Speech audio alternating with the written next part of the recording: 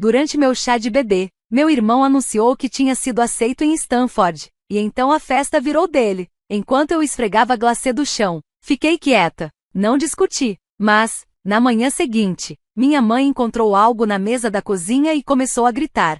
Dizem que um chá de bebê é para ser uma celebração, um dia leve e cheio de amor, com decorações em tons pastéis, risadinhas educadas e gente suspirando por meias minúsculas. Era isso que eu tinha imaginado durante as 2 semanas que passei planejando tudo. Não era uma festa luxuosa, só algo acolhedor, algo meu.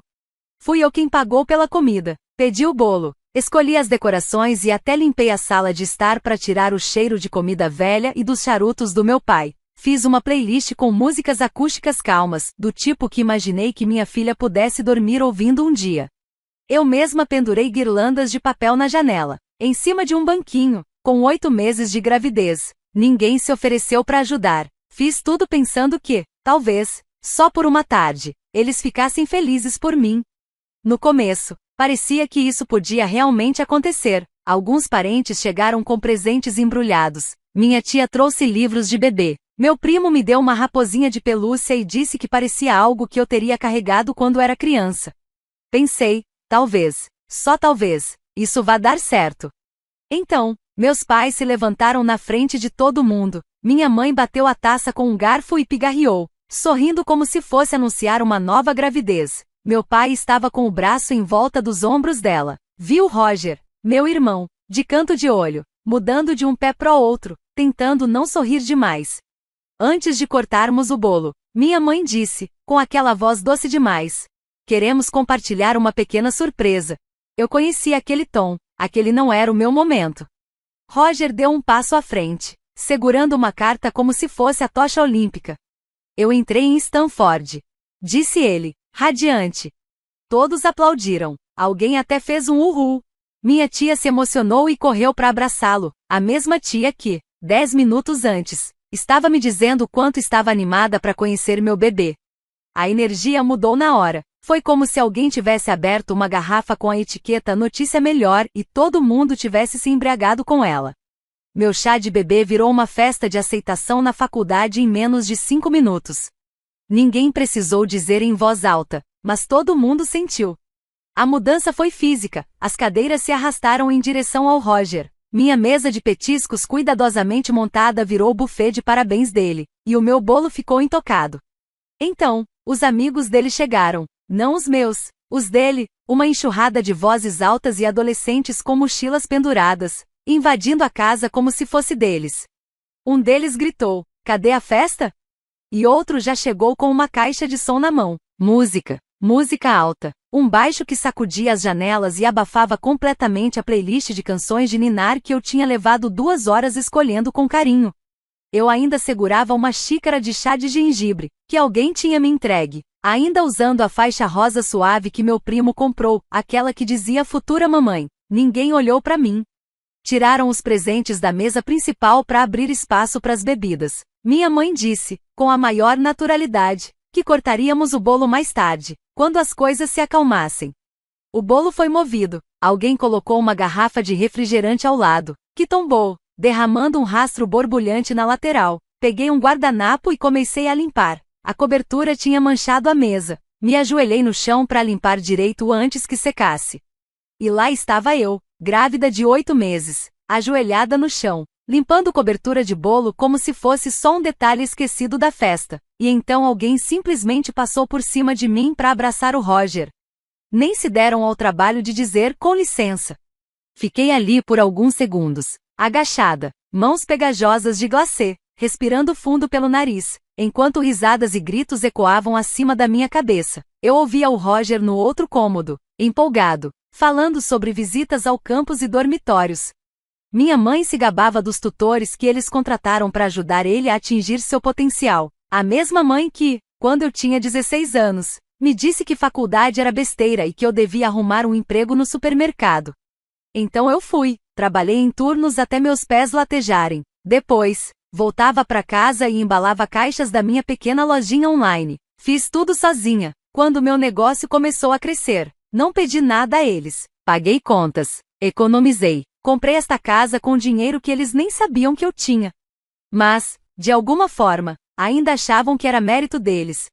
Minha mãe uma vez disse que tive sorte de poder morar em casa durante a gravidez, como se ela estivesse me fazendo um favor, esquecendo que fui eu quem pagou a hipoteca, as contas e até parte das aulas particulares do Roger no ano passado.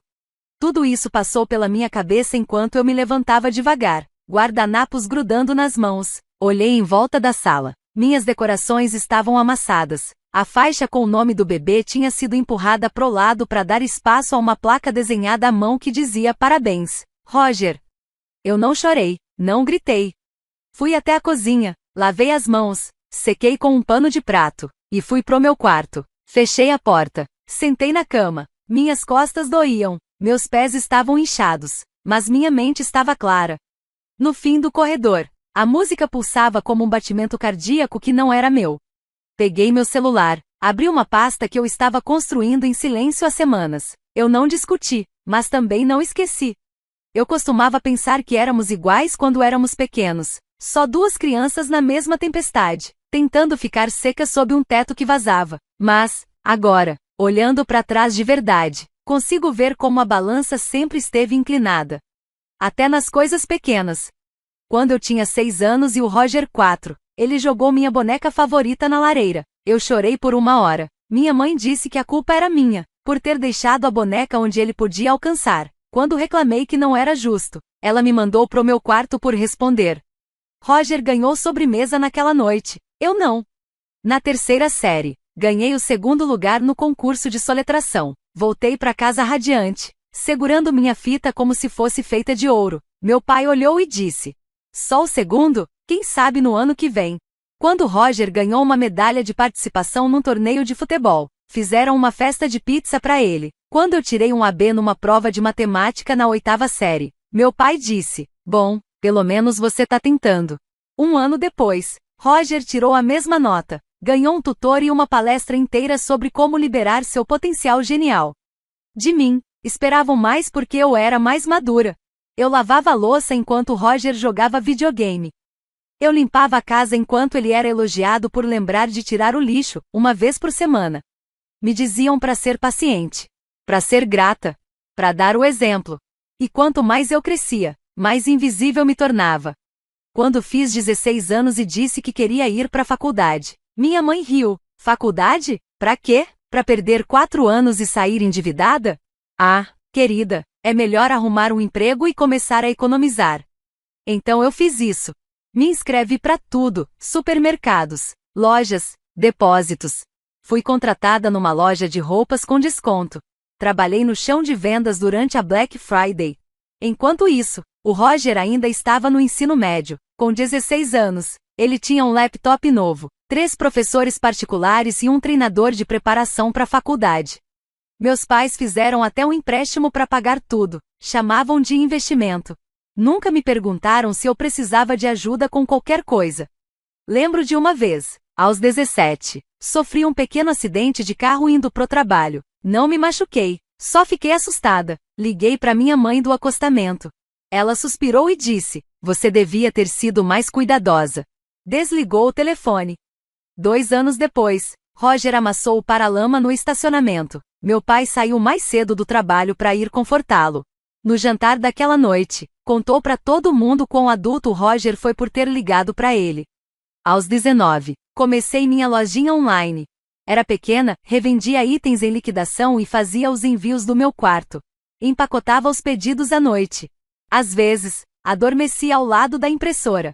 Nunca contei a ninguém quantas devoluções eu tive que arcar, nem quantas vezes os atrasos deixaram os clientes furiosos. Eu só continuei. Devagarzinho, funcionou. Não era glamouroso, não era chamativo, mas era estável. Estável o suficiente para eu largar meu emprego, estável o bastante para começar a construir algo real. Quando comprei minha casa, não contei de imediato aos meus pais, só convidei os dois um dia e entreguei as chaves. Minha mãe chorou. Meu pai deu um tapinha nas costas do Roger e disse: agora sua irmã tem um lugar pra gente ficar todos juntos. Eles se mudaram no mês seguinte. Nunca perguntaram se deviam contribuir. Nunca se ofereceram para dividir contas. Agiram como se eu estivesse apenas fazendo o que qualquer filha faria. Deixei passar. Disse a mim mesma que era temporário. Achei que talvez, se eu desse o suficiente, eles finalmente me viriam. Quando contei que estava grávida, esperava choque, talvez decepção. O que recebi foi pior. Minha mãe piscou e disse: "Ah, então isso tá mesmo acontecendo." Meu pai perguntou se o pai do bebê estava presente. Eu disse que não. Eles assentiram. Sem apoio. Sem parabéns. Contaram pro Roger no jantar do dia seguinte. Ele riu e disse: "Acho que a gente vai ter que proteger o Xbox do bebê." Eu ri também, porque era mais fácil do que chorar.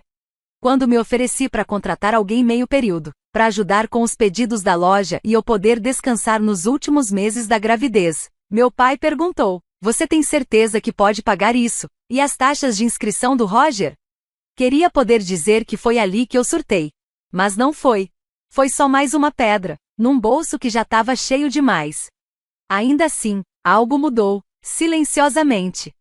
Comecei a pesquisar, fazer perguntas, me preparar. Por quê? Se eles não iam me proteger, então eu ia proteger a mim mesma. E a minha filha. Eu não queria que as primeiras memórias dela fossem de mim limpando a bagunça de pessoas que só me viam como um recurso. Não queria que ela crescesse achando que amor precisa ser conquistado com silêncio e sacrifício. Então continuei sorrindo. Continuei ajudando. Continuei dizendo: "Claro, sem problemas." Toda vez que alguém me pedia algo, eu dizia sim, e continuava planejando tudo, mas aquele chá de bebê nunca foi realmente para mim. Para eles, era só uma desculpa para receber gente, se exibir, mostrar serviço. Mas também foi a última vez que eu deixaria eles fazerem isso comigo, eles só ainda não sabiam. A casa estava quieta demais. Mas não era um silêncio calmo. Era o tipo de silêncio que parece um instante antes de um grito. Uma respiração presa por tempo demais. Como se alguma coisa estivesse prestes a acontecer. Eu estava na cozinha, me servindo de uma xícara de chá. O chiado suave da chaleira era o único som do mundo. Lá fora o sol mal tinha nascido. Lá dentro, os balcões ainda estavam grudentos de refrigerante derramado. E a pia, transbordando de pratos que ninguém lavou. Coloquei os avisos bem no centro da mesa. Empilhei com cuidado. 4 cópias. Cada uma etiquetada com nomes em tinta preta. O bebê dentro de mim se mexeu enquanto eu me sentava. Esfreguei devagar a parte baixa das costas. Meu corpo doía, mas minha mente estava limpa. Eu vinha me preparando para esse momento mais do que eles imaginavam. Às 7h02 da manhã, ouvi o rangido das tábuas no corredor. Passos arrastados. Chinelos. Minha mãe. Ela entrou na cozinha com um grunhido cansado, e congelou no meio do passo quando viu a mesa. Eu não olhei para ela, nem precisei. "O que é isso?" Ela murmurou, a voz ainda grogue.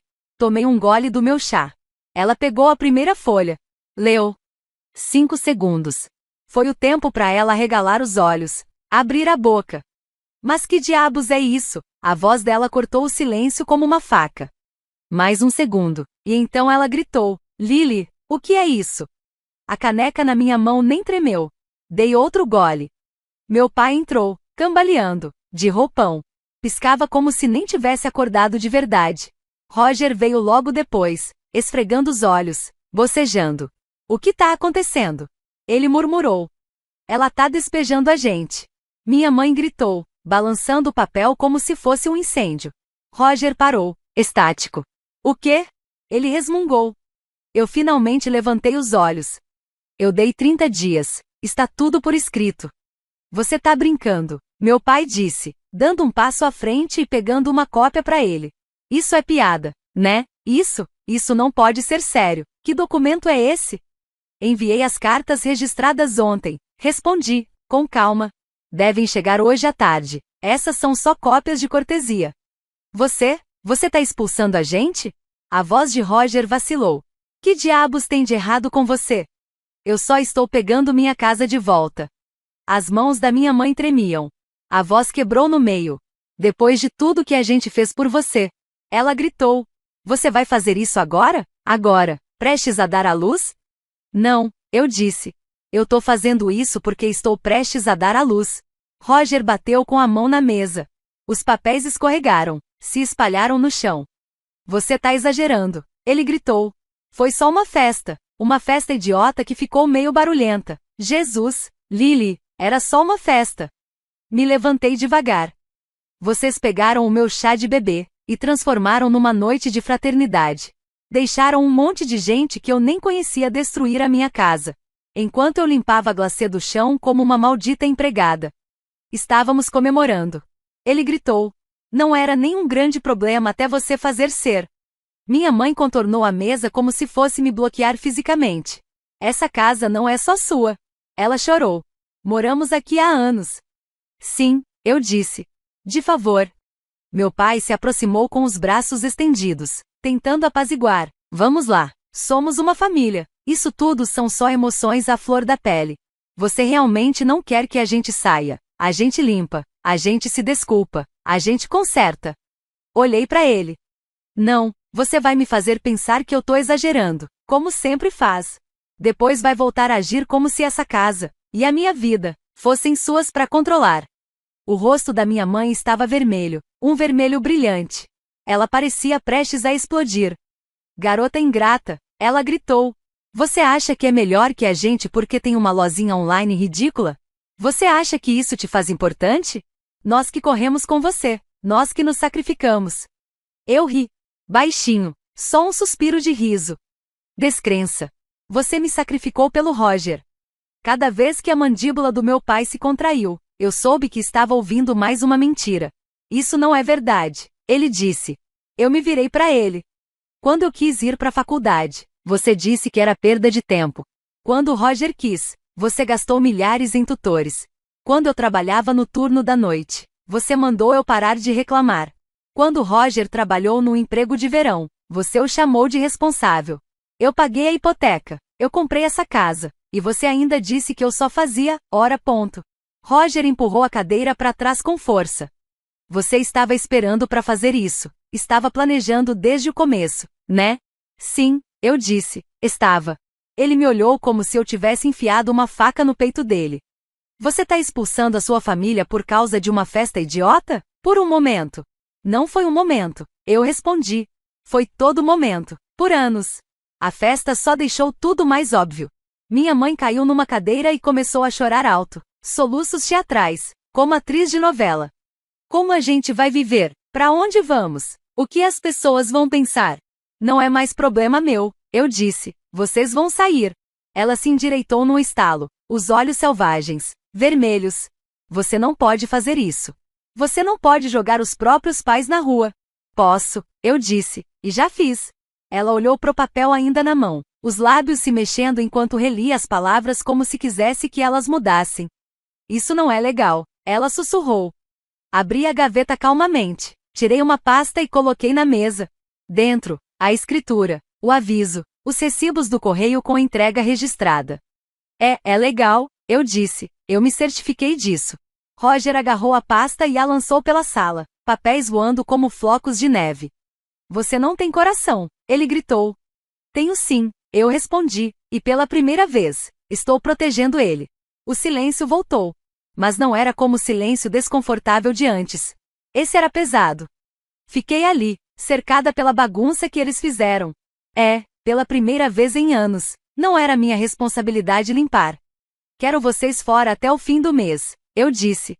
Arrumei um amigo que pode ajudar vocês a fazer as malas, se precisarem. Você não tá falando sério, meu pai disse. Você vai mudar de ideia. Olhei direto nos olhos dele. Não, eu não vou. Me virei e voltei pro meu quarto. Passei pelas fitas rasgadas, os balões murchando, os pedaços da faixa rasgada que um dia soletrou o nome da minha filha. Eles me apagaram. Mas eu cansei de ser invisível. Os 3 primeiros dias foram silenciosos, estranhamente silenciosos. Eu quase esperava gritos, portas batendo, mas não. A casa entrou num limbo. Ninguém me olhava. E eu também não tentava ser vista. Eles se moviam como fantasmas. Roger parou de ouvir música alta no quarto. Minha mãe parou de fingir que limpava a cozinha, como se algum dia tivesse limpado de verdade. Meu pai ficou sentado na varanda, por horas, com a mesma xícara de café quase intocada. Mas eu sabia. O silêncio não ia durar. No quarto dia, os telefonemas começaram. Primeiro tia Raquel, depois tio Ted, Depois uma amiga da minha mãe da igreja que não falava comigo há 3 anos me mandou uma mensagem. Estamos realmente preocupados com você, querida. Preocupados. Certo. Estava óbvio que minha mãe tinha começado a campanha. Ela estava me pintando como instável. Hormonais demais. Tomando decisões precipitadas por causa do bebê. Ela precisa de ajuda. Vi a mensagem encaminhada por uma prima. Não queremos estressá-la, mas ela não está bem. Eles estavam distorcendo tudo como se preocupação fosse amor. Mas era só a velha pressão emocional disfarçada. O velho jogo. Me fazer parecer a vilã. No dia seguinte, meu pai pediu para conversar. Vamos começar a contribuir, ele disse. Contas, aluguel. Deveríamos ter feito isso antes. Você está certa. Ele disse como se fosse uma oferta de paz. Como se isso apagasse anos.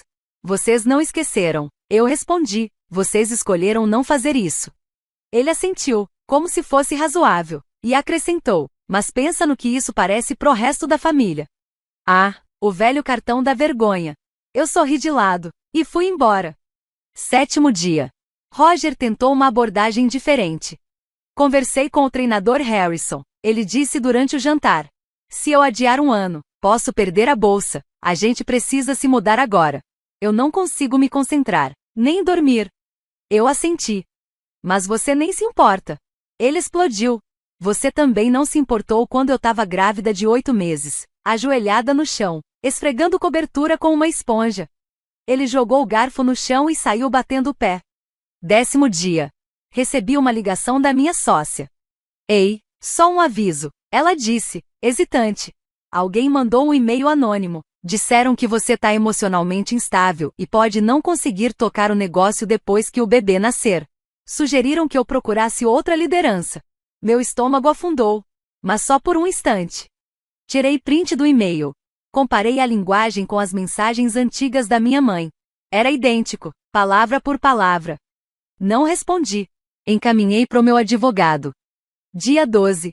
Eles pararam de fingir. Minha mãe me encurralou no corredor. Eu sei que você acha que é forte agora, ela sussurrou, venenosa. Mas quando o bebê nascer, quando você estiver exausta, sobrecarregada, vamos ver quanto tempo essa sua força dura. Só não volte rastejando quando perceber que precisa de nós. Olhei nos olhos dela. Já percebi que não. Dia 16. O delegado do xerife deixou uma carta na porta. Meu pai abriu, leu, e deu um soco na parede. Processo judicial, ele murmurou. Eles estavam contando que eu não fosse seguir adiante, que eu quebrasse, que desistisse. Mas os papéis foram arquivados. A audiência, marcada. Eu não ia recuar. Dia 21. Tentaram apelar para a culpa de novo. Minha mãe soluçava alto na sala, alto o suficiente para os vizinhos ouvirem. Listava tudo o que fez por mim. Como me deixou morar de graça. Como cuidou de mim na gravidez. Como sacrificou a paz por mim. Eu estava no meu quarto. Fones no ouvido. Terminando a atualização do enxoval do bebê. Dia 25. Roger ligou para a namorada, bem alto, da cozinha. Ela é louca, vai arruinar a vida do bebê sem a gente. Entrei, olhei para a namorada que tinha estado no chá de bebê e disse: Você ajudou a estragar o meu chá. Talvez seja melhor ir embora antes que eu faça uma lista de todos os menores que estavam bebendo naquela noite, e coloque seu nome nela também. Ela ficou pálida. Foi embora no mesmo dia. Dia 28. Começaram a fazer as malas. Apareciam pelo corredor como fantasmas. Uma mala aqui, uma caixa ali. Eu não me regozijei. Não sorri. Apenas esperei. Dia 30. A casa estava meio vazia. Meu pai não disse adeus. Simplesmente saiu. Sem olhar para trás. Minha mãe ficou no saguão. Braços cruzados. Olhos cheios de lágrimas. Você vai se arrepender disso, ela sussurrou. Família é para sempre. Concordo, eu disse. Por isso mesmo estou construindo uma que merece ficar. Roger foi o último. Parou na porta, mochila no ombro. Você tem sorte, sabia? Ele disse. Sem mim por perto, não vai ter mais ninguém para culpar. Então acho que finalmente vou ter um pouco de paz, respondi. Ele revirou os olhos, e saiu. A porta se fechou atrás dele. Silêncio. Mas não aquele tipo tenso, carregado. Era um tipo diferente. Paz. Fiquei no centro da sala. O cômodo parecia maior sem as coisas deles. Mais iluminado.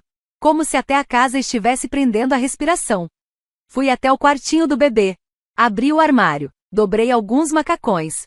Coloquei um cobertor rosa no berço. Lá fora, o vento passava suave pelas árvores. Sentei na poltrona, mão apoiada na barriga. Pela primeira vez na vida, me senti segura. Não porque alguém me deu isso, mas porque eu mesma construí. Atualização. Já se passaram 4 anos. Minha filha começou a pré-escola no mês passado. Ela foi com uma mochilinha roxa nas costas e me disse, toda animada, que ia ensinar todo mundo a desenhar nuvens. Ela é gentil, curiosa e teimosa. Ela me lembra de mim, só que melhor. O negócio ainda está firme. Nunca precisei fechar, nem mesmo na fase de recém-nascida. Contratei mais 2 pessoas. No ano passado, batemos 6 dígitos pela primeira vez. Hoje, trabalho menos. Não preciso mais correr como antes. Finalmente tenho espaço para simplesmente existir. Quanto à minha família, não falamos desde que eles foram embora. Eu não procurei. Eles também não. Mas família sempre fala, gente adora sussurrar em casamentos e funerais. Pelo que eu vi, Roger largou a faculdade no primeiro ano. Não conseguiu se virar sem alguém limpando a bagunça atrás dele. Meus pais foram morar com um dos meus tios, mas não durou. Foram expulsos depois de 6 meses, algo sobre contas não pagas e minha mãe sendo um pesadelo. Eles não estão bem. E não, eu não me sinto bem com isso. Mas também não me sinto culpada. Eu dei chances, várias. Pedi o mínimo. E quando eles se recusaram a oferecer, eu parei de dar tudo. Alguns dizem que família é incondicional. Mas eu acredito que respeito tem que ser incondicional, o resto, não. Essa é a atualização. E você? Acha que eu fiz a coisa certa? Me conta nos comentários.